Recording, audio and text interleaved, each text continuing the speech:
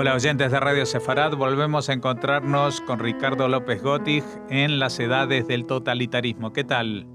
Hola Jorge, ¿cómo estás?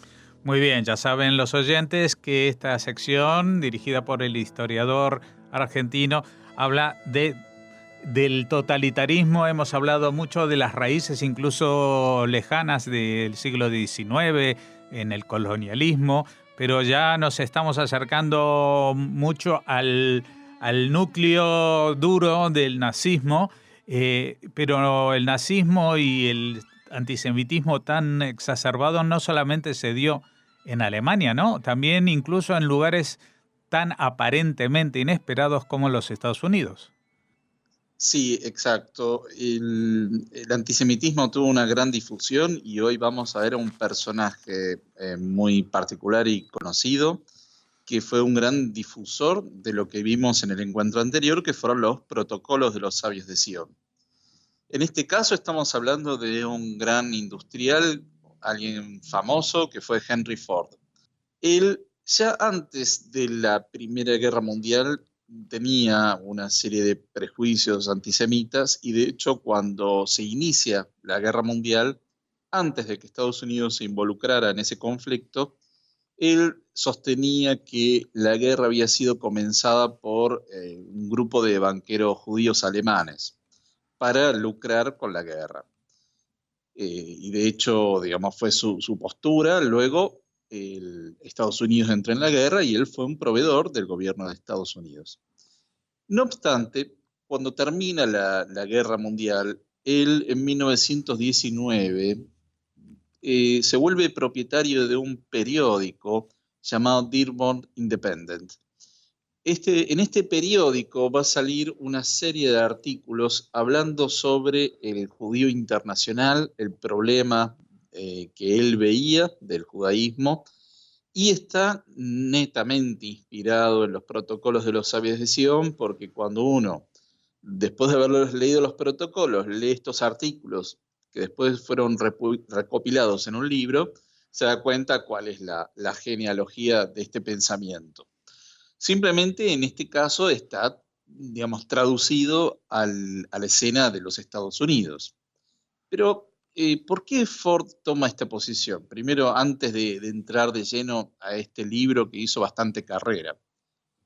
En principio hay algo bastante contradictorio, porque si bien fue un gran industrial y, digamos, él fue el masificador del uso del automóvil, él tenía una idea bastante bucólica de lo que tenía que ser la vida del americano promedio, alejado de las grandes ciudades, que tenían que vivir en el campo, en un ambiente familiar, muy cristiano, alejado de los problemas del alcoholismo, la pornografía, la criminalidad. Es decir, un ambiente muy rural, y esto claramente entra en colisión con lo que él se dedicaba a hacer, que era la industrialización.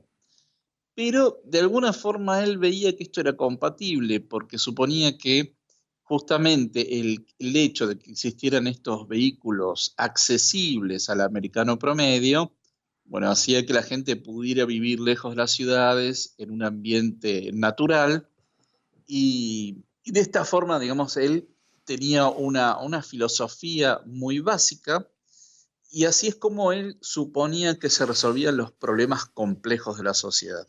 Es decir, que claramente alguien que tenía un gran conocimiento técnico, eso no hay ninguna duda, pero él suponía que esa facilidad de aplicar los conocimientos técnicos se podía volcar a la esfera social.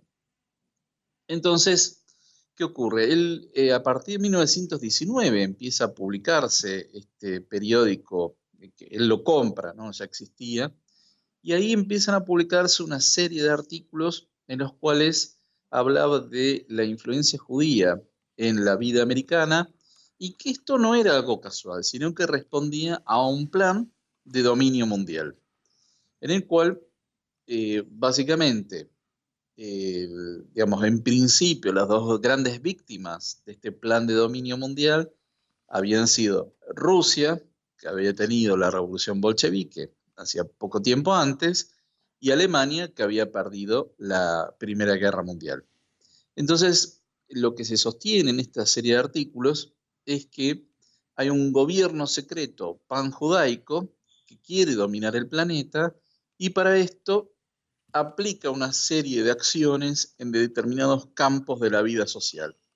Por ejemplo, en la ropa, los deportes, la música, el teatro, el cine, la educación sexual. Es decir, que eran todos terrenos en los cuales este gobierno secreto actuaba para debilitar a la sociedad y finalmente tomar el control.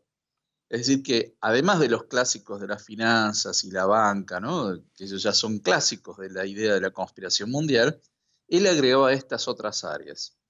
¿Por qué?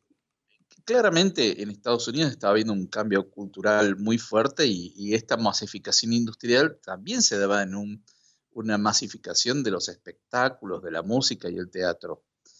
Y además, digamos, las nuevas modas entraban en colisión con la idea muy puritana que había en los medios rurales. Estamos hablando de la época de la prohibición del alcohol, por ejemplo. Entonces, él se enrola en esta idea y señala, por ejemplo, que los grandes deportes son manipulados por el judaísmo, ¿no? El béisbol, por ejemplo, que son los que difunden la ropa sport, que son los que difunden el jazz, porque son los dueños de las discográficas, que difunden la educación sexual y que manejan el teatro, el cine, de modo que de esta forma van debilitando a la sociedad, la ablandan con ideas liberales, con ideas de tolerancia, y finalmente el objetivo entonces era tomar el dominio de Estados Unidos y con esto el dominio de todo el planeta. La paradoja es que lo que dicen estos artículos es que este gobierno panjudaico secreto estaba aliado a Gran Bretaña para el dominio del mundo. Esta es una novedad. Es decir, esto los protocolos no decían nada. Pero es curioso, ¿no?, que tomara esta posición. Bueno, este periódico tenía una tirada de 300.000 ejemplares que se distribuía con la venta de los autos. Es decir, que había un gran movimiento de este tipo de periódicos. Y además, luego se los recopila en un libro llamado El Judío Internacional, que lleva la firma de Henry Ford y se hace traducir a 16 idiomas. Cada vez que alguien compraba un Forte, se le regalaba este ejemplar. Es decir, que en Estados Unidos llegaron a circular por lo menos 500.000 de ejemplares de este libro, que además fue traducido al alemán, al ruso, al castellano, ¿no? Entonces, esto tuvo un impacto enorme en Estados Unidos, porque además venía respaldado por una figura de un gran prestigio empresarial como era Ford. Y en Estados Unidos está esta cultura de que si alguien es exitoso en un área, bueno, también puede serlo en otras. Y de hecho el nombre de Ford circuló en varias ocasiones para ser candidato a presidente. O sea, era una figura, un arquetipo del self-made man en Estados Unidos, y esto le daba también digamos, un halo de credibilidad a lo que él sostenía en el libro. Lo cierto es que la comunidad judía de Estados Unidos no se quedó callada al respecto, y entonces en 1927 un abogado, Aaron Shapiro, presentó una demanda por injurias porque en el libro atacaba digamos, a la supuesta conspiración de los judíos en la agricultura de los Estados Unidos, y él era el representante de sectores agrícolas, hace esta demanda y Ford, como defensa, dice: yo no sabía de qué se trataba esto. O sea, es muy poco creíble, ¿no?, que primero que él, sabemos por los testimonios de la gente que trabajó en ese diario, que él tenía una participación muy activa en todo lo que se escribía y se publicaba, y que además él de alguna forma quería transmitir su filosofía social a través de ese periódico. De modo que no era creíble esto.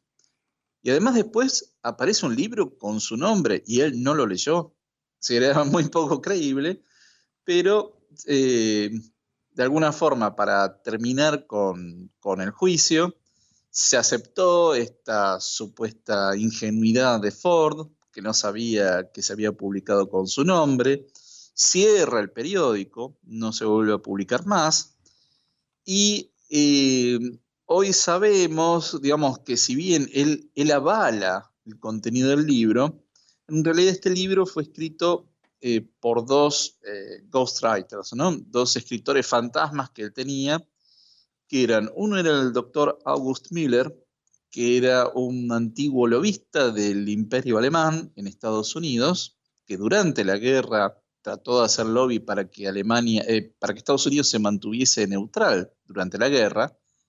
Y por otro lado, había un refugiado ruso, Boris Brasol, que venía del antiguo gobierno zarista, se había asilado en Estados Unidos después de la revolución bolchevique, y que fue, digamos, estos dos personajes introducen a los protocolos en Estados Unidos y entonces le dan un contenido más local para que tuviera una gran aceptación. Y obviamente Ford no solo adhirió, sino que además le puso su firma, con lo cual claramente avaló el contenido.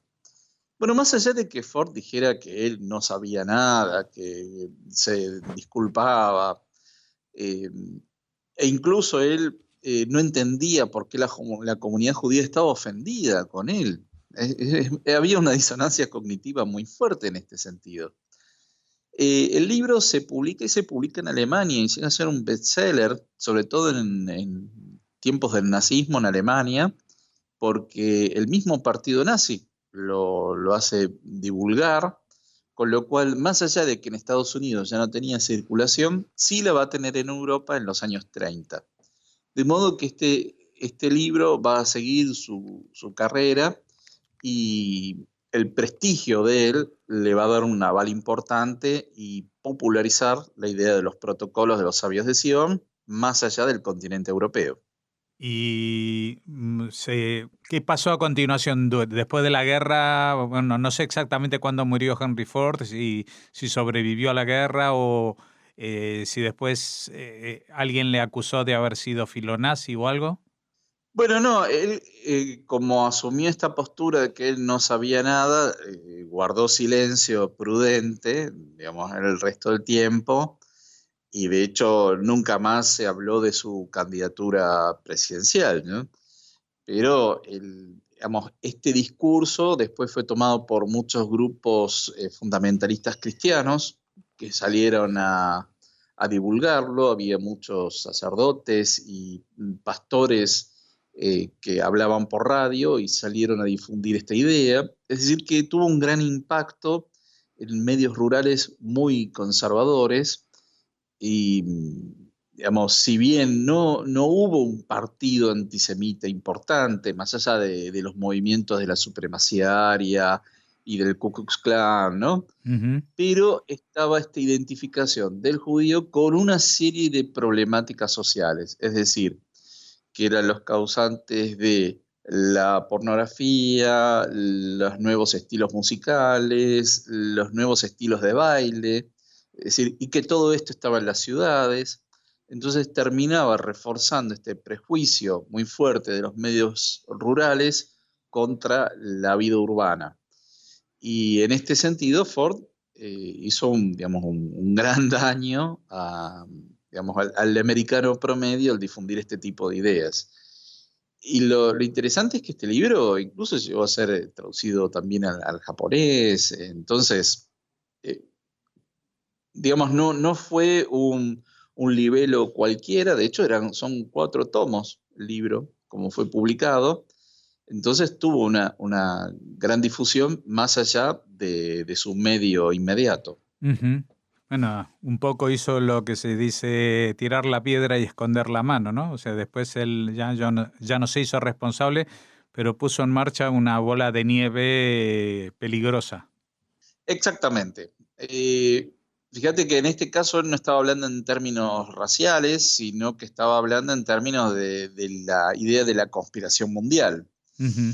Y en términos más bien religiosos, porque si bien no hablaba del anticristo, pero sí hablaba de un gobierno secreto, del autócrata universal, es decir, que de alguna forma lo acomodaron al medio estadounidense para que fuera aceptable y fácilmente digerido por el lector promedio. Uh-huh. Bueno, te agradecemos, Ricardo López Gottig, esta aproximación a la figura de Henry Ford en relación al antisemitismo, y esperamos seguir hablando de estos temas de las edades del totalitarismo aquí en Radio Sefarad la semana que viene. Bueno, muchas gracias. Hasta luego.